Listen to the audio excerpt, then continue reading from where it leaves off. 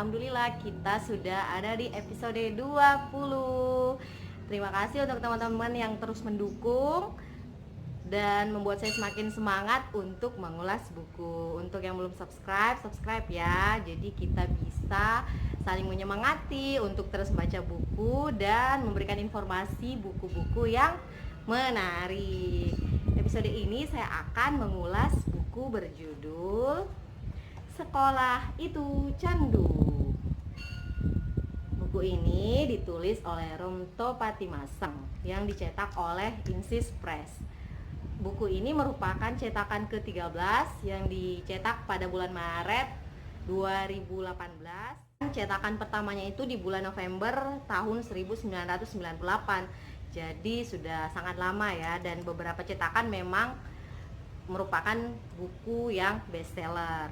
Nah, karena ini sudah cetakan ke-13, penerbit dalam hal ini Insis Press melakukan beberapa penyuntingan. Misalnya gaya penulisan dipermak menjadi lebih menarik tanpa merubah makna, dan juga beberapa data ditambah sehingga semakin relevan dengan pembaca saat ini. Buku yang berisi 14 catatan ini berisi tulisan-tulisan subversif yang menentang kemapanan sistem pendidikan yang ada di negeri ini. Dimulai dari bab 1, penulis mencoba membawa kita sebagai pembaca untuk menelisik lebih dalam lagi makna dari sekolah itu sendiri. Jadi sekolah dalam bahasa Latin berarti waktu luang, berasal dari kata skolae, skole, dan alkisah di zaman Yunani. Ketika orang-orang ingin belajar hal-hal baru, mereka mendatangi tempat tertentu atau mendatangi orang yang pandai untuk belajar hal-hal baru tersebut. Sehingga aktivitas ini pun disebut dengan sekolah, yang berarti waktu luang untuk mempelajari hal-hal tertentu. Lalu coba kita sandingkan dengan realitas ketika kondisi sekolah saat ini. Apakah ketika kita sekolah masih berada dalam konsep yang menyenangkan, konsep seperti kita berada dalam waktu senggang atau waktu luang?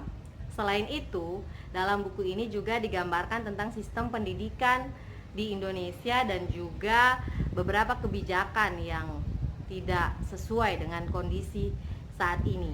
Beberapa sekolah juga malah dikelola seperti perusahaan. Apa jadinya ya kalau sekolah dikelola seperti perusahaan?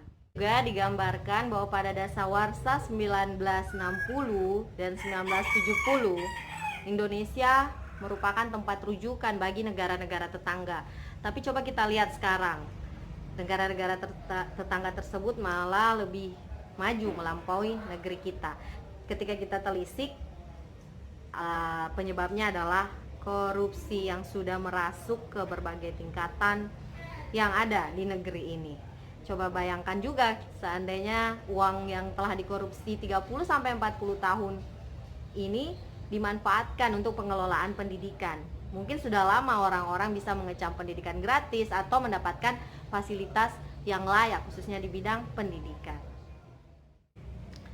Ada gambaran lain juga dari bagaimana konsep sekolah untuk anak-anak yang ada di daerah laut, lalu sekolah anak-anak di tenda, dan ini memperkaya pengetahuan dan pemikiran kita. Buku ini tentu sangat menarik karena akan membawa kita sebagai pembaca untuk terus berpikir kritis melihat kondisi terkini pendidikan. Membawa kita juga pada kemauan untuk membuat terobosan-terobosan yang berguna untuk kemajuan pendidikan, termasuk memaknai bagaimana fungsi sekolah itu sebenarnya. Lalu di dalam buku ini juga ada ilustrasi sehingga membuat pembaca tidak bosan dan semakin menarik, semakin tertarik untuk membaca buku ini. Kekurangannya mungkin buku ini perlu ditelaah setiap catatan sehingga perlu diskusi, banyak diskusi yang justru akan menyenangkan sih. Membaca pemikiran penulis, membaca gagasan penulis yang akan memperkaya kita, akan menjadi